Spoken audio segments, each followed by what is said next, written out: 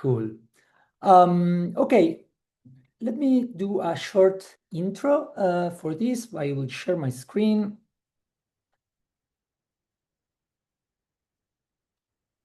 I hope you can all see my screen. So Earth Index is a great tool that uses AI to analyze satellite images and allow us to identify patterns on the territory. And as you will learn today, it's a very powerful addition to our investigative toolkit, and journalists and researchers can use it to search for things like mine, airstrip, infrastructure, road building, and much more. I'm Federico Acosta Rainis. I'm the data editor at the Pulitzer Center, and I will be moderating the session today.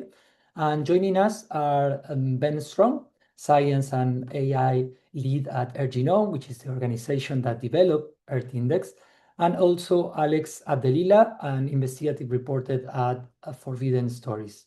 So the agenda for today is first we will hear from Ben for about 25 minutes as he tells us about the main features of Earth Index and give us a light demo of the tool, including its very powerful deep search function, something that has been released just a couple of months ago. And then Alex will spend about 15 minutes sharing about a real world use case of Earth Index from an investigation into illegal gold mining that he did in Ghana.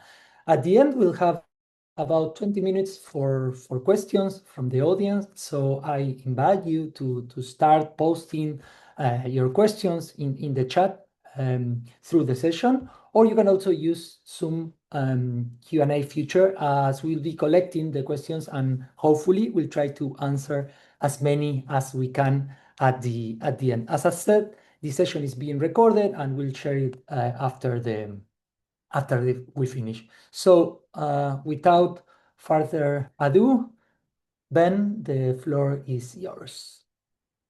Thank you, Federico. Thanks everybody for being here.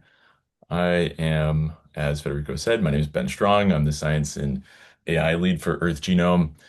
We are the makers of Earth Index, so we are really excited about the opportunity to share this tool with everyone here today. Thanks for coming. I hope that you find that this is a really interesting, potentially new tool to be able to advance the work that you're doing. We really want to support the work of folks just like you in order to be able to tell really important stories about what's changing in the environment, what's changing on the planet. And Earth Index is the tool to be able to do that. So with that, let me go ahead and get into sharing a little bit of the background on Earth Genome, what Earth Index is, and how it works. And then I'll give you a quick demo of Earth Index in action. So Earth Genome is a relatively small environmental nonprofit. We're about 14 people, and we work at the intersection of technology and data and the environment. So we're really technology and data producers that then really produce impact by partnering with downstream partners to take the technology and data in order to go take action. So the Pulitzer Center is an example of one of our downstream partners where we are creating tools and creating data in order for them to tell stories. Some of those different projects that we are really proud of, you can see here, things like Climate Trace, which is a project to do a grounds up catalog of emissions across the planet. Things like Amazon Mining Watch, which I'll talk about in a second, Global Plastic Watch, these applications for tracking changes across the environment, across the planet over time. Those are the kinds of things that we do and we really specialize in. To tell the story of Earth Index, I actually do want to start with Amazon Mining Watch. Amazon Mining Watch helps explain the reason we built Earth Index. Amazon Mining Watch is a project that we've been working on with the Pulitzer Center and Amazon Conservation Association for about the last 5 years now. And the goal of Amazon Mining Watch is to use satellite imagery and computer vision models in order to track gold mining happening in the Amazon across time. Many of you are probably familiar with this problem.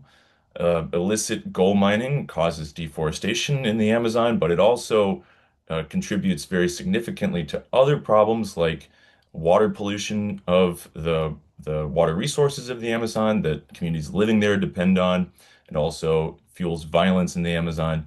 So it's a really important story to be told and understood. And um, we use satellite imagery combined with computer vision models in order to track track changes in the Amazon and the expansion of mining over time there. What and Amazon Mining Watch, as I said, has been a project for about the last 5 years. We've trained some very powerful models in order to be able to track that mining expansion over time. You can see on the left uh, and the right here the way that we take that data and then create impact. The left shows the platform that we built, which is available at amazonminingwatch.org. Anybody can go there and you can see the uh, time series of mining expansion over time. This map here shows those different polygons, those outlines show how mining has expanded over time in this particular region, but we have mapped this out across the entire Amazon. And then that's just where the data lives, and that's useful for a public interface. But we also work with groups like the Pulitzer Center and the Rainforest Investigation Network and other journalists in order to create publications around that data, in order to tell specific stories around different places in the Amazon that are impacted and the larger story of how that problem has changed over the last number of years and what's being done in order to try to combat it. So we are really proud of that work that's happened in Amazon Mining Watch, and it was really something that we wanted to figure out how can we build on this in order to do something that allows this kind of technique of using satellite imagery plus computer vision models in order to map changes on the planet over time. How can we scale that up? So really the question that we were trying to answer when we're building Earth Index is this: how can we enable anyone, regardless of technical background, in order to create their own Amazon Mining Watch? And that was what we initially set out to do by building Earth Index.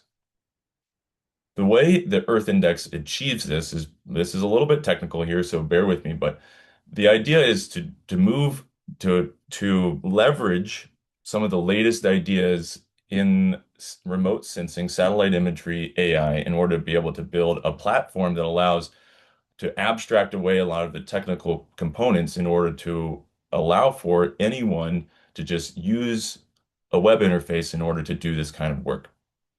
Whereas before, in order to build something like Amazon Mining Watch, that was involved a lot of custom engineering, involved a lot of custom data science work, and involved building a custom model in order to map gold mining over time using that input imagery source.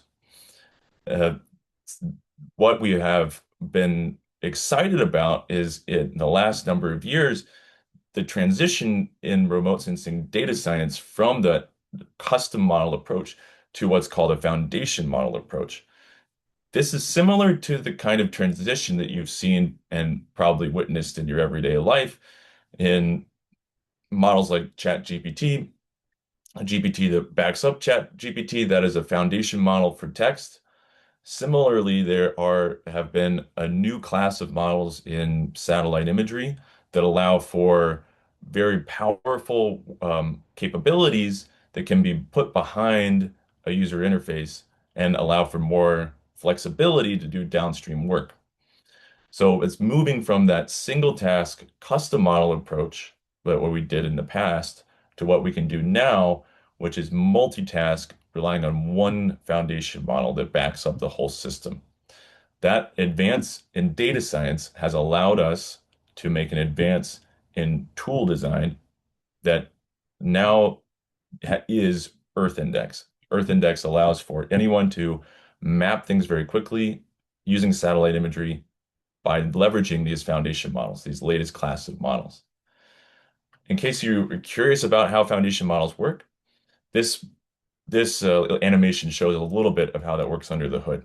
I can go into much more technical detail if anybody wants to know. We can have some questions about that if people are curious. But the idea is that the model does a pre-training step where they learn some underlying patterns in the imagery without any explicit instruction from a data scientist. So here you can see the US state of Alabama that is reorganized from geographic space into what we call embedding space. Embedding space is just how the foundation model has taught itself to organize the imagery in order to identify underlying patterns. And this is all done, like I said, with no explicit instruction from a data scientist. It's all of this self-studies phase. So here you can see that the model has learned to group together things that are semantically meaningful, that look similar in the imagery. Things like um, poultry, like airports, I think is one of the things that comes up. Mines is another one. And then poultry houses is one of the last ones that shows up here. So these things are useful for us to be able to find very quickly. And this model has learned that they are similar just by self-studying. That means that we can build a tool like Earth Index to just quickly essentially draw a circle around the appropriate cluster here in embedding space in order to be able to find all of what we want to find as a target. And that's what we built into Earth Index, the tool. Earth Index, the tool, is now something that is available for general use. So we've been working hard on this for the last several years. Just in the last 6 months or so, we've gotten to the point of releasing it for general availability. Anybody can now, this is just a screenshot of our homepage for Earth Index. Go to earthindex.ai and you can click on that sign up button in order to get an account. And Earth Index, the promise of Earth Index is to be able to use a web application interface in order to do exactly this, search the Earth in minutes. The way that Earth Index works is it's a web application-driven platform. Earth Index is a multi-step process where you dropped in, and I'll show this to you everyone in a minute in a live demo. But the way Earth Index works is that you interact directly with imagery through the web application. The first step in order to find what you're looking for is to identify, well, to first come up with the idea you want to find. And then in Earth Index, you need, in order to be able to train a model or to do searching across the imagery, you need to find initial examples to label. That's step one. Here you can see a user has labeled, and I'll show you this live in a second, labeled some initial examples of this. These are industrial scale solar facilities in the lower Mekong Basin. So labeled some initial examples of what those solar facilities look like. Define what you're looking for. Those blue chips are just positive labels in Earth Index. The second step is to just click a button and run some predictions in order to find things that look similar. This is where the application hides all this really powerful engineering. The application goes off, takes those initial labeled examples, goes and queries the embeddings database, which was generated by that AI foundation model, and looks for similar things and pulls them back into the web application for a user to be able to interact with. Here you can see those purple polygons, those purple squares. Those are examples of where Earth Index says that looks similar to what you had labeled before, those blue squares. That looks similar. I think these are probably solar farms as well. And as you can see in this imagery, that's actually correct. Finally, Earth Index is an iterative process. It's something where it's useful to spend a little bit of time doing some labeling, going back and forth in order to assign both positive and negative labels in order to be able to perfect that search. So that iteration repeat step is the third step. At the end of that, after a little bit of iteration, you hopefully will have a data set that's really useful to understand that problem that you're looking at. We've been really happy with Earth Index and its impact already. Here are a few examples of the kinds of problems that we're working on with Earth Index. And here I just want to really drive home the point that Earth Index is a general tool. We can use it for finding many different things in imagery across the planet. So some examples are like detecting cattle feedlots. We're currently working with Climate Trace in order to map out cattle feedlots across the planet.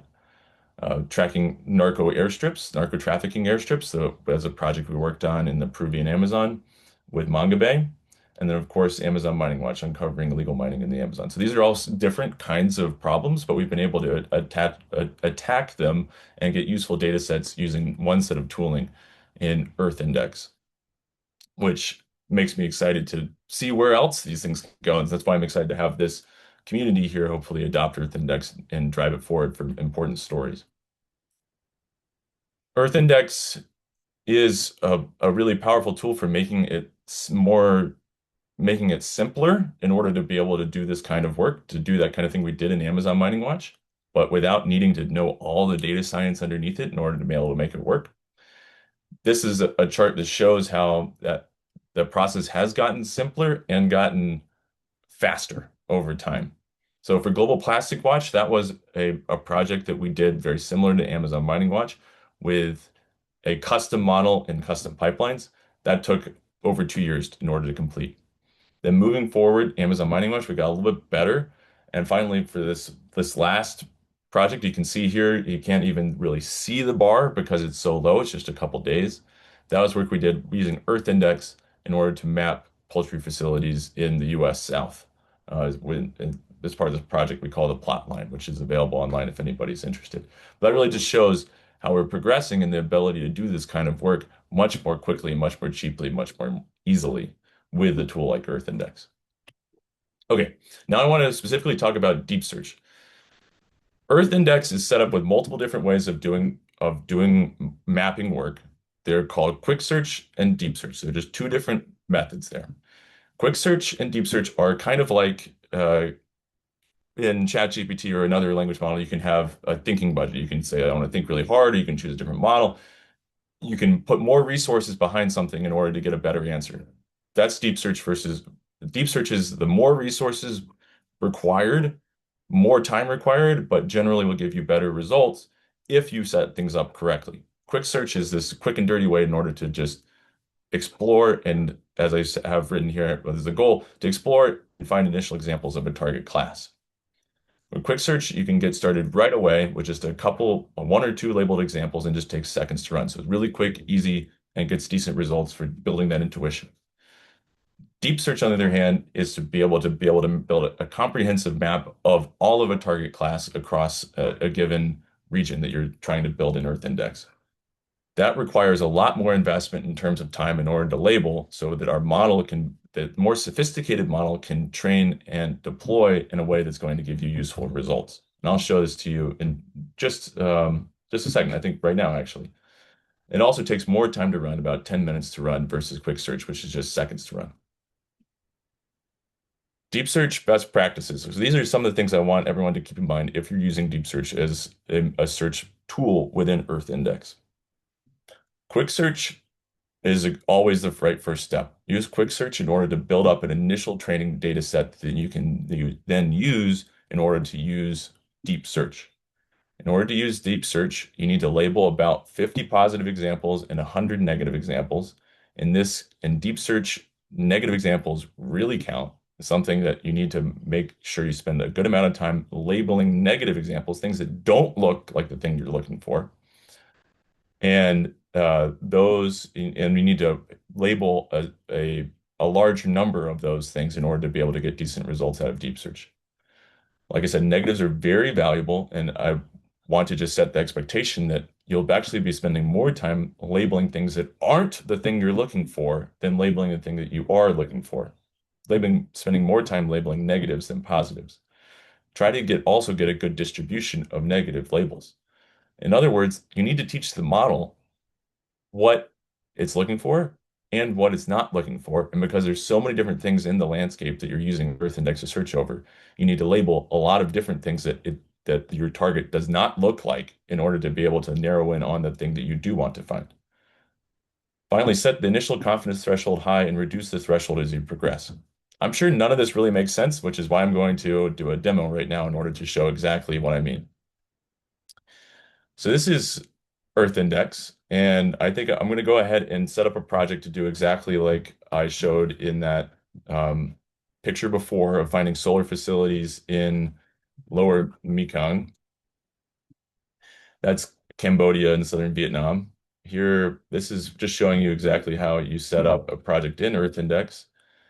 I will go ahead and select an area of interest, draw a polygon around Cambodia and southern Vietnam, and create a project. And within seconds, this should work here. Boom, there we are. So the Earth Index is now set up for initial labeling in order to be able to do work and find things in Cambodia and the lower Mekong. Now, I know from ahead of time that there are some initial examples of solar facilities here. And so I can use Earth Index in order to label a few different positive examples. This is what I'm doing with these blue squares are labeling positive examples of things I want to find. That's all you need to do in order to do quick search. There's one of two ways to use Earth Index. Quick search is pre-selected over here on the left. I'll go ahead and run predictions.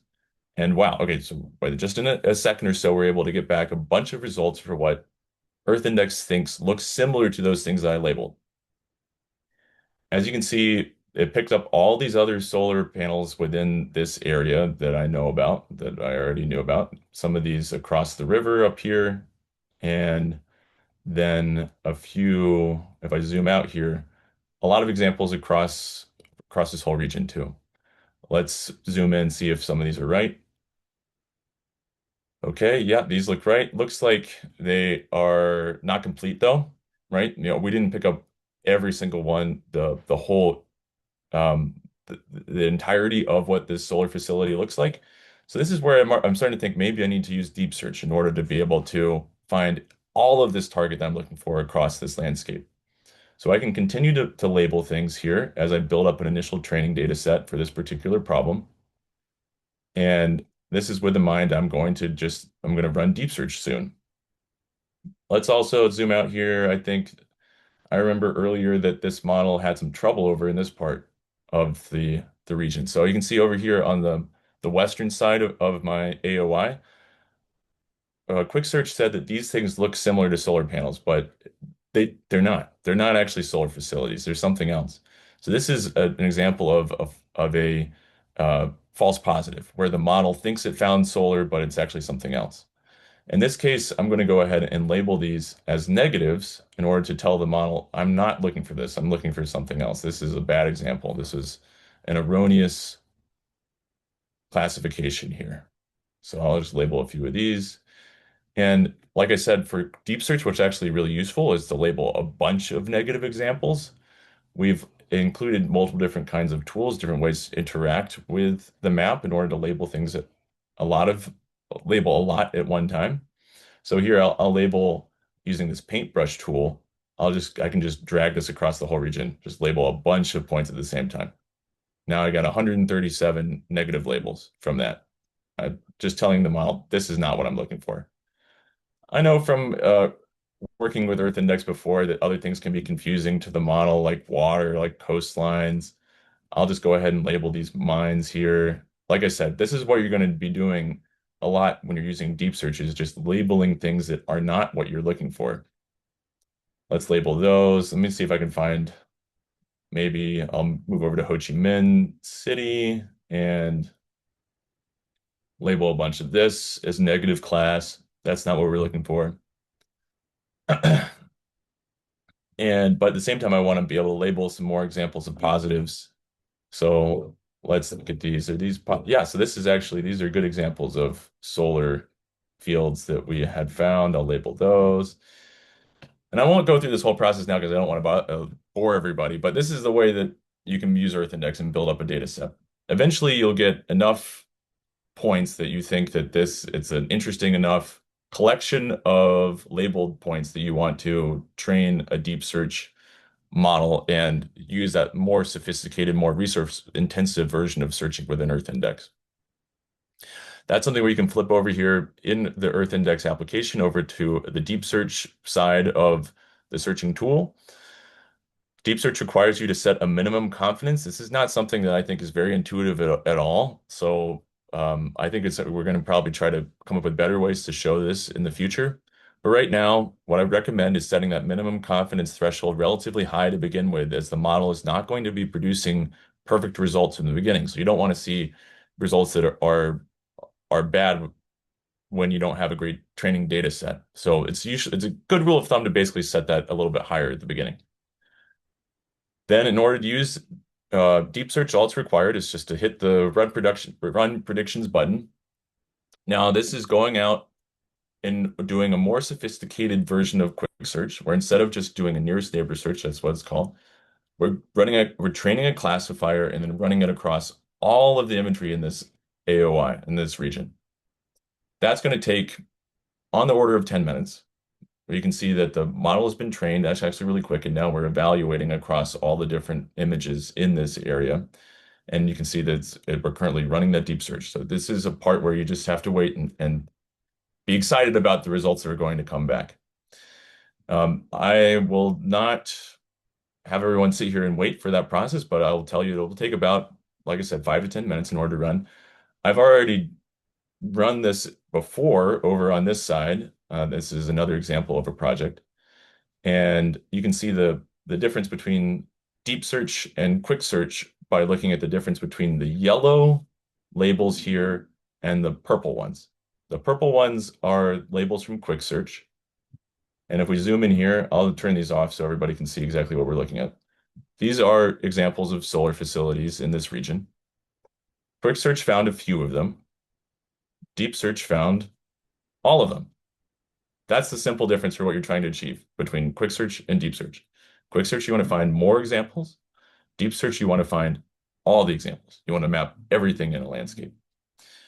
Deep search is a very powerful tool in order to be able to do that. If we zoom out here, we'll find that deep search has found a bunch of examples all up and down the coast. Again, I've not fully iterated with the model here, so I'm not sure that all these are correct. We can zoom in here. Let's see. Yeah, so this is already on the map as a solar power company here.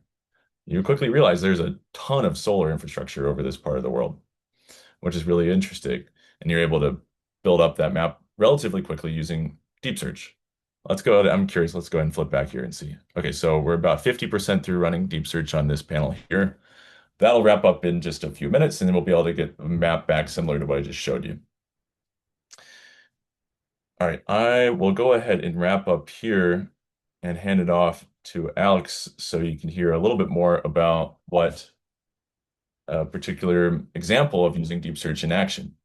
But again, I just wanted to share this slide one more time in order to drive home some of those points about how to use deep search as a tool in practice, because it's a little bit tricky. It's not as easy as something like quick search. In order to get good results out of deep search, you need to make sure that you follow some of these best practices.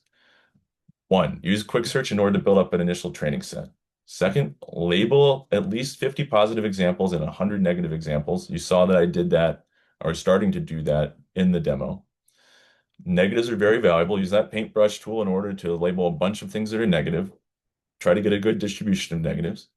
And then set an initial confidence threshold high in order to understand, like to get relatively good results, and then you can reduce that confidence threshold as you progress. That's a really whirlwind tour through Earth Index and Deep Search. Hope that was useful and interesting. Again, the idea we're trying to achieve is just making it easy for anybody to be able to map things across the planet using satellite imagery. Quick Search was the first tool that we developed in order to be able to do that. Deep Search is our new powerful way to do that more completely, more accurately, and to be able to tell stories more comprehensively. It does require a little bit of extra effort to make it work, but we're really excited about the potential for it to tell some important stories. If you're interested in signing up, go ahead and go to earthindex.ai. You can sign up for a free account. And I think everybody here will be getting access to Deep Search.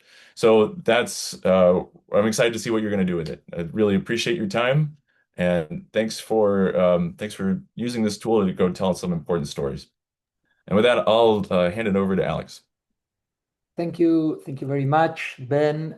Just before, sorry, I jump in for a second before I pass it to Alex. Just to remind you that thank you for the presentation. I think that it's already inspiring many ideas among our audience about how can it be used. And in fact, we are having tons of questions. I suggest you to keep um, adding your questions to the chat, which we'll try to answer as many as we can. We have also joining Edward.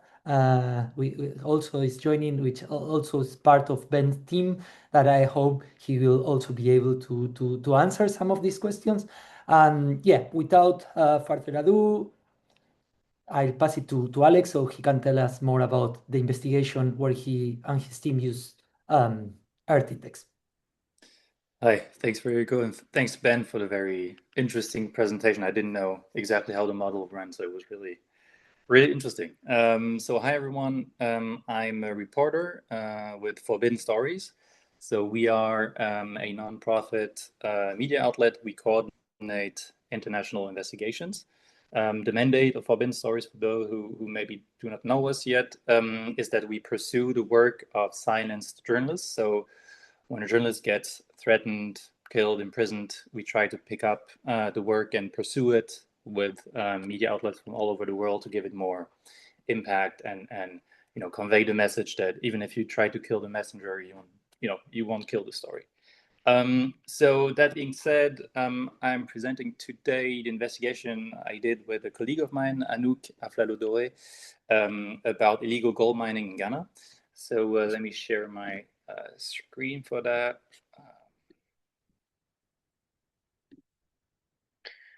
So can you all see it? Is it fine? Cool. So what we did is that we combined satellite imagery with ground reporting. So the goal was to pursue the work of journalists who had been threatened in Ghana, and I will show you a very short video about it to give you an idea of the context. For that investigation, we partnered with two great media outlets. The first one in Ghana called the Fourth Estate, very talented people, and also in India, the Reporters Collective. So two great teams. I wanted to give them I, a shout out here. Alex, I think you're breaking.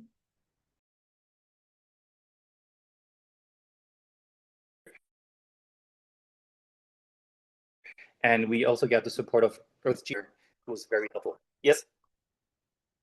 Can you hear me?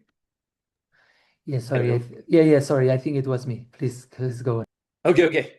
No, because it's very hot in here in France, so maybe the computers are having a tough time. So is it okay for everyone? Am I back? Just to be sure. Okay, well, I hope you can all hear me well. So for starters, I wanted to show you a very short video about the investigation. Sorry, I knew it. Canva. Sorry about that. Let me try. Pause that. So this is just 1 minute video presenting the investigation, and then I'll get into the details of how we worked with the Earth Index, how we used it, etc. So yeah.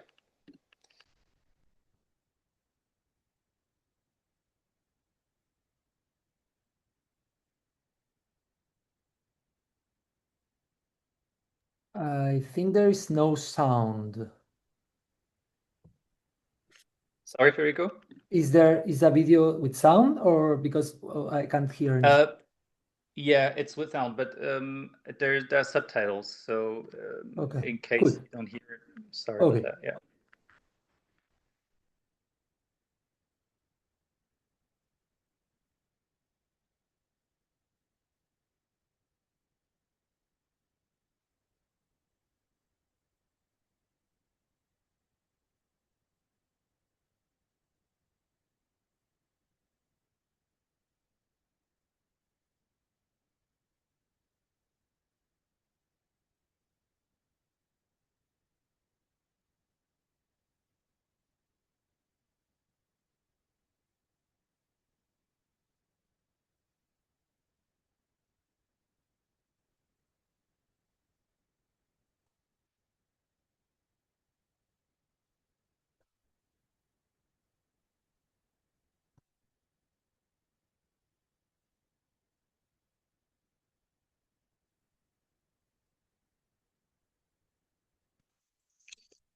All right. So sorry if the sound didn't work. Maybe I can present it again. Just a few words. So there were, before we started investigation, around a dozen Ghanaian journalists who were threatened, sometimes even kidnapped, attacked physically because they worked on illegal gold mines. And so we built this team of journalists, and we wanted to go to the ground and try to reconstruct the supply chain and also put a figure on the illegal gold mine phenomenon that is taking place in Ghana and has ravaged the ecosystem there. So to do that, let me show you. So we wanted to map all these mining affected areas in southwestern Ghana. So if you're not familiar with the country, it's where most of the gold mining is happening. And so that's how we came to contact Earth Genome and we worked with them. So you see here images, satellite images, where you have really the impression that these gold mines are kind of like a human blood system. You see how they, this is like over 12 years, I think. So you see how it expanded. So to do that, what we did, and I get into the details right after that. So we obtained like the advanced deep search results about gold mine affected areas in southwestern Ghana, and then we compared them with the geographic data from the government, who puts online all the official mining concessions. And so our goal was to determine how many of these mines that you can see from on satellite images were illegal, or at least outside legal mining zones. So one of the main challenge, as maybe some of you may know, is when you see a mine on a satellite image, you have no way of knowing if it's still active or if it's abandoned, right? So that's something that we decided to solve by calling them mining affected areas, not active mines. And the thing is, even if a mine is not active anymore, when you compare this area with mining concessions that were active in the past, so we use really historic data, you can figure out that some of them are or have been active in zones that weren't legal. So that's a way of circumventing that main challenge that we had. So here you see how a short animation, how you have like the deep search model that identified these mines, covered most of them. So this looks like that. And then once we had that, we wanted to refine it by excluding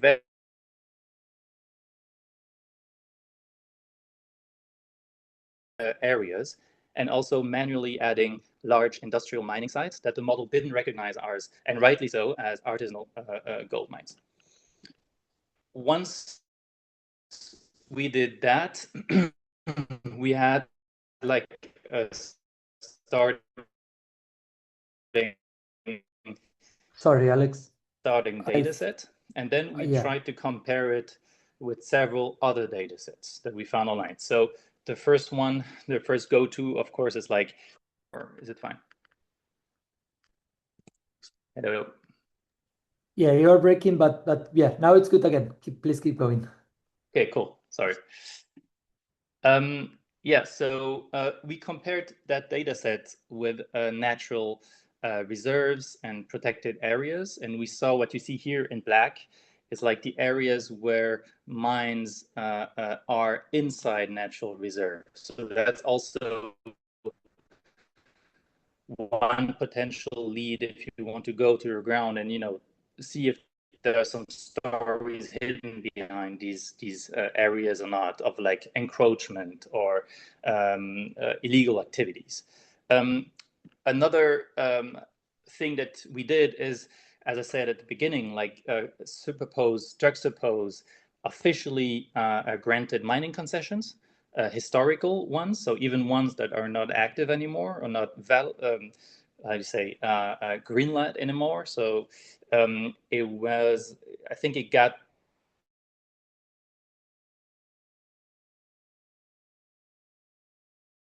to 2024. And there you see in black are the mines that are inside legal concessions, so potential legal, right? And then you have in red all the ones that are outside of them. So what that told us was that approximately 75% of the mining affected areas were outside of legal concessions. So therefore were potentially illegal or unlawful. And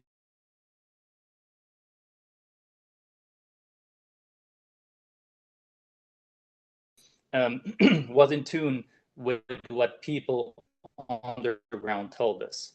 So we knew people told us in this district, it's like over 90% of mines are illegal. In this other one, it's like 60 or 70. So this 75% seemed very actually. I wanted to give you a very concrete example. Just switch to QGIS quickly. Okay. So on this map is also Southwest Ghana, right?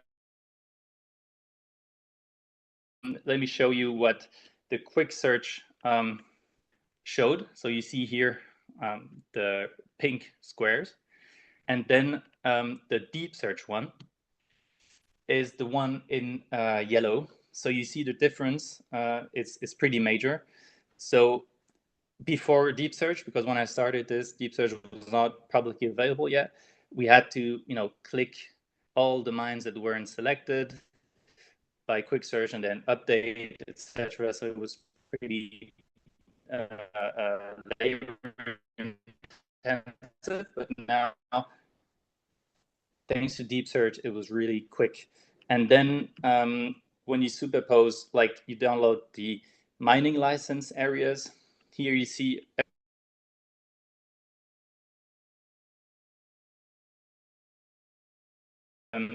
pink here, legal mining concessions. So what is in there can be legal, of being legal. And then once we had that, of course, what is very important, as in every investigation, is like to go to the ground and tell the story. So Earth Index is really like let's say a treasure trove of potential leads, because you can see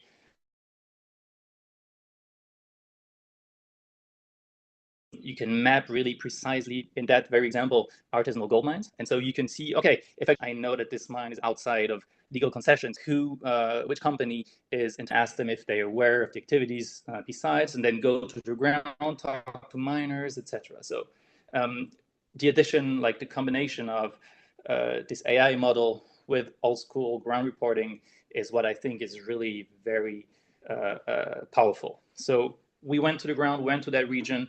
We talked to gold buyers, to gold traders, and they all explained to us how gold is in practice untraceable, and how no one wants to make it really traceable because illegal gold and legal gold is intertwined from the beginning, right? Once we did that, we... Alex, you're breaking. Oh, sorry, yeah. Sorry, you're breaking again. Maybe you can switch off your video and see if that helps. Yeah. Sure. Let me... Sorry about that. Yeah, I think the computer is overheating. No worries. Okay, cool. Yes, so what we did is we were able to go to the mine where one of the journalists, the Ghanaian journalist, was assaulted.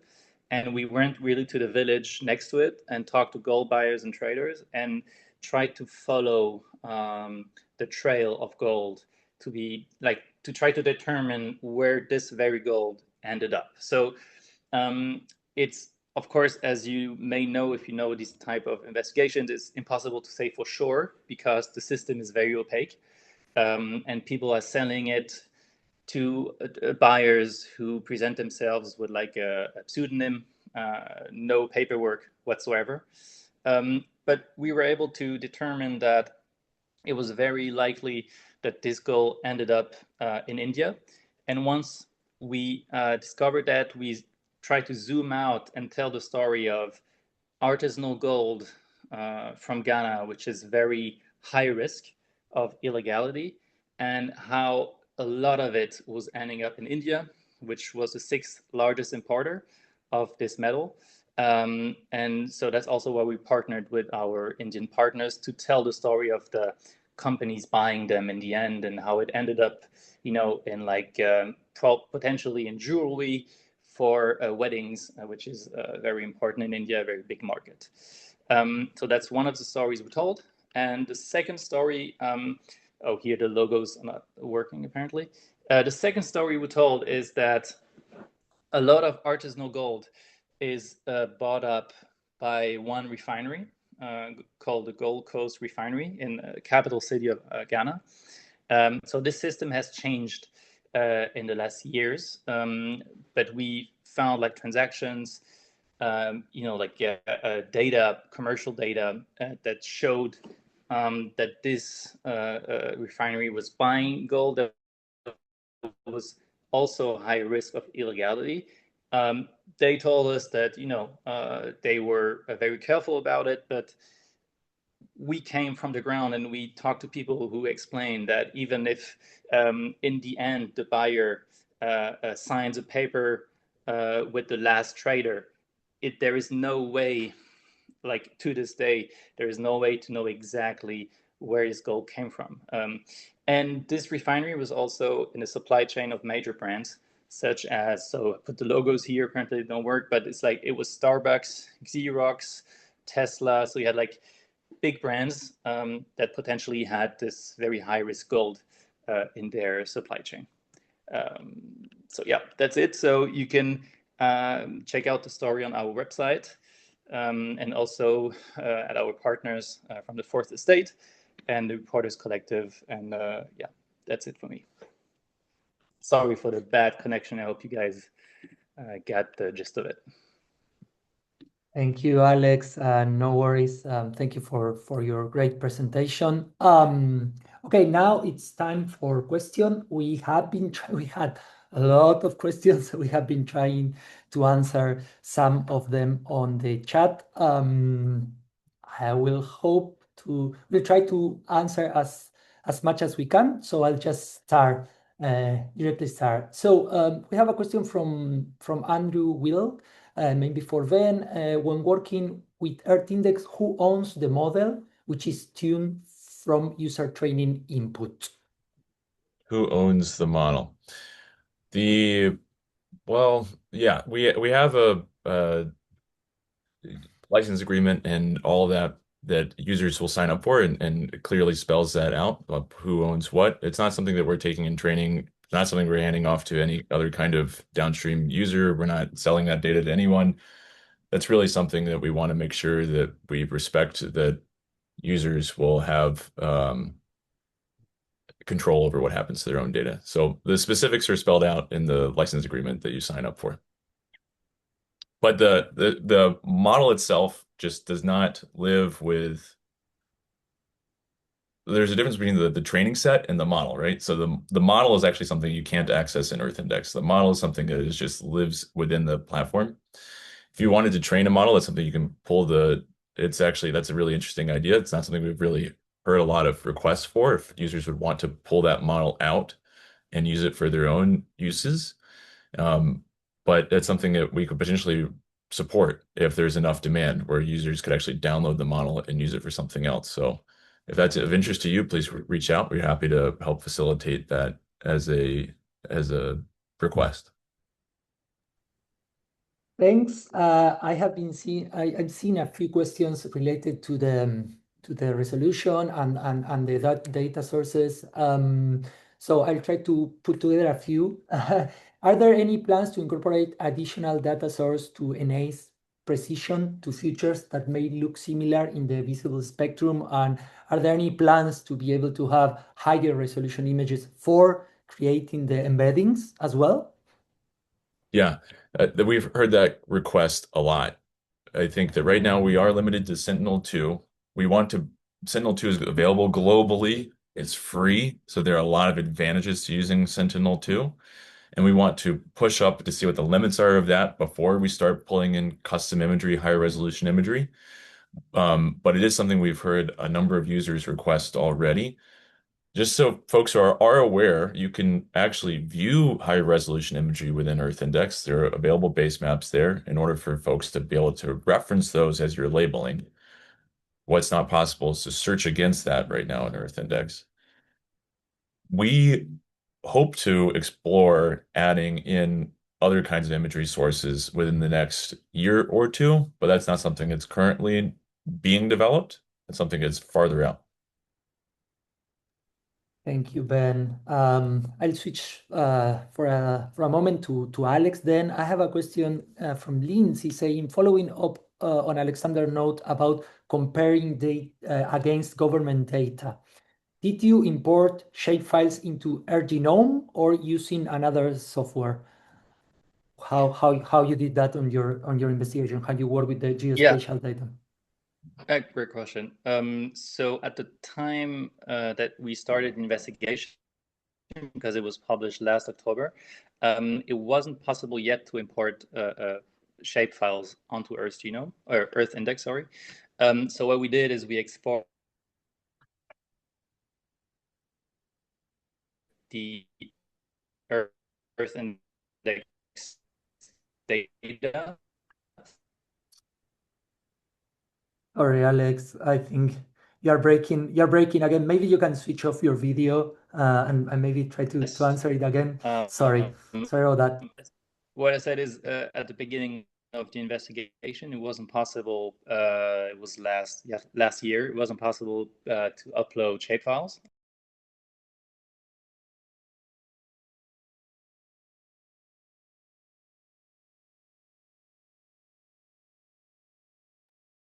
I think we are losing you again. Okay, maybe well, while we wait, we can ask another question. I have another few questions for Ben.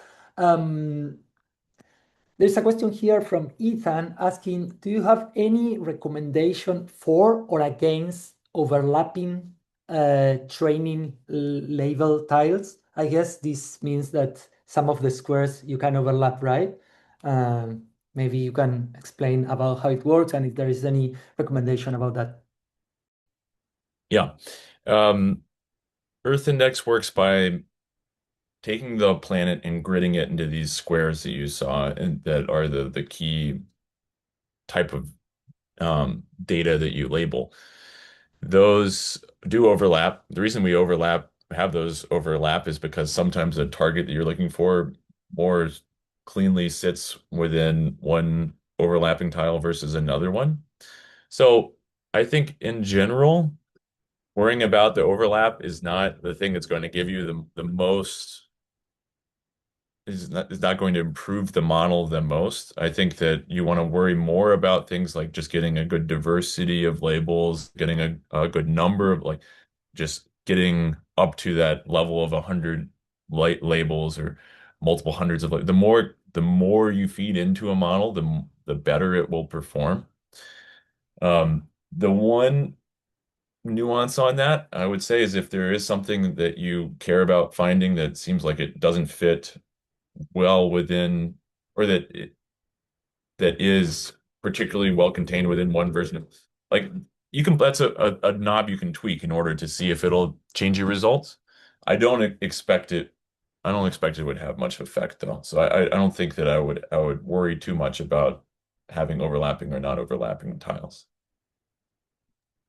Thanks, Ben. Another question, and I think Michael already answered in the chat, but just to make sure, and this is kind of part of a gift of being part of this webinar. People are asking about if deep search will be able for everyone, and what are the conditions. Maybe you can tell us, because it's not something that you Yeah. you can access immediately, right? Yeah, great. So that's a really good point. I should have shared that in the presentation. Thanks for bringing that up. So everybody who is attending this webinar today will get access to Deep Search. That's something we really want to share with as many people as possible. It does currently require for the general public an additional level of requesting access to Deep Search. And the reason that we're doing it that way is because Deep Search is a really powerful tool that uses more resources. And we just want to make sure that the resources are directed towards use cases and partners that are working on things that are aligned with our mission. So that's the only reason. We're not trying to use it as a way uh, to do anything else other than just trying to make sure that the resources are directed towards the kinds of use cases and partners that we want to support. So if you know other folks that are interested in using Earth Index and using deep search, you can feel free to suggest they sign up and request deep search. We currently have a process where we review those applications on a somewhat regular basis. As long as the form information that was submitted says that the user is doing work that we care about, that we think is aligned with our mission, then those users will generally be approved to use deep search. So we want to open it up to as many users as possible. We just want to make sure that those resources are protected. Thanks, Ben. I have another one about very interesting one about overfitting. Kenneth says that has they have some issues with overfitting. So if you maybe you can share about some techniques using the tool to minimize that. So do you recommend labeling all over the area of interest or just in one specific Yeah, part? yeah, yeah. So I think that overfitting is a problem that happens in remote sensing machine learning. Generally speaking, it's something that is a problem that you have to watch out for. We do have some mechanisms in place in order to help users avoid that problem. One is using quick search, which is just a simple way in order to get things active really quick without needing to worry about training a custom model. Deep search is another approach that we could have built in a much more sophisticated, bigger neural network in order to back up what is being deployed in deep search. It's actually just a very simple linear logistic regression model that is a little bit more robust to overfitting, less likely to overfit. So I think that we have tried to make overfitting not as much of a problem. If you're still experiencing overfitting, really the best answer is just label more. Label as much as you can in order to just help the model understand this is the whole diversity of the kind of target I'm looking for. This is the whole diversity of the kind of negatives that we should expect. And that'll generally help reduce that problem. But yeah, overfitting is a sticky problem in data science in general. Yeah, and actually I remember how I mean how the improvement from the previous version when deep search was not available to this one, it's massive. We have been using we have been lucky enough to be one of the first users of the of Earth Index from the first version and actually yeah this the possibility of adding more and more, at the beginning when you were using quick search adding many labels. I remember that it was actually the opposite, had the opposite effect, right? Because it was on the average, but with the deep search you can add more and more and get better results. I'm wondering if Alex is available. Are you there, Alex? Maybe you Yes. can finish your answer, your previous answer. Yeah. Um, Sorry, I put it. It's just so crazy hard here. My computer is struggling. Um, so yeah, what we did is we used QGIS to centralize all this geospatial data. So we downloaded it from Earth Index, and we downloaded mining concessions and put all of it in QGIS. And there we worked, tried to find intersections, overlaps, etc. So that's how we did it. Okay, thanks. And now that I have you here, there is another question um, about your story from Chandan. I hope I'm pronouncing your name right. Says, "Hi Alex, which are the top 5 countries buying this illegal gold?" Maybe Yeah. if you can tell from this story. Very good question. I'd have to go back to the data because it was published like 8 months ago, but so I don't have it in mind right now. And also maybe a caveat. So it's not possible to say that it's illegal gold, right? It's just high risk gold because it's very difficult to be sure that it's legal, right? So, but I can get back to the person who asked the questions. That wouldn't be a problem if you can contact me through via LinkedIn or find my contact online. I'll be happy to answer that. Thank you very much. I'll share one more because we are on time already. Thank you very much for your whole engagement.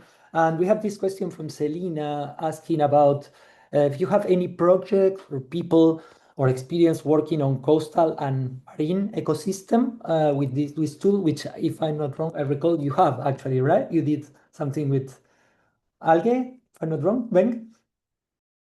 One of our big projects at Earth Genome right now is actually mapping seagrass across the planet. So we're using a very similar methodology in order to map seagrasses. Those are a little bit harder to map because of the difficulties of sensing things below the water. And so we are using a similar approach, but not doing it within the web application. So if you're interested in talking about that, I'd love to talk about it. It is, we have used Earth Index for other things that are coastal or marine applications. For example, mapping aquaculture. Earth Index is very good at mapping aquaculture, salmon pen. I was just working on a project trying to map salmon aquaculture pens in Chile, for example. So there are applications out there, and I think we're excited to continue to explore those.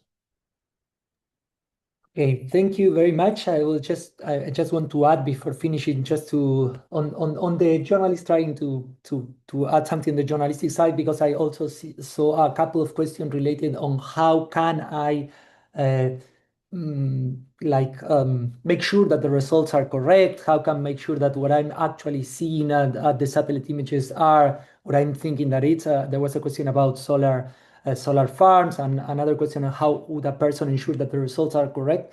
Something that we always recommend while when you do anything with data on in journalism is always try to find some ground truth that might mean going into the territory and seeing actually what's happening, or at least if you can't go, talk to sources on the ground, people that are familiarized with the place, the territory you are looking at. As always, as any other tool that you use is an amazing and very powerful tool, but also as any other tools, take the information with a grain of salt in the sense of it really needs a human reviewing after, right? So the tools help us to identify these patterns, to identify some hotspots, to identify and find potential leads. But our work and our job as journalists is to make sure that we can actually have some ground truth, have other sources that can confirm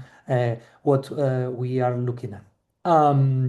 And without that, with that, again, we are finishing. Thank you very much, all of you. Thanks, Ben, for all your amazing insights and the presentation. Thank you, Alex, as well, for sharing your story, and my colleagues, Ed and Ken, my colleague at the Pulitzer Center, to help with, and Michael as well from Earth Genome, with for helping answering all these many questions that the audience had. We will share the recording afterwards and the links and the stories, and also upload it to the Pulitzer Center YouTube channel. Thank you very much, and looking forward to see you next time. Thanks, everybody. It's great to be here. Thank you, everyone. Bye bye.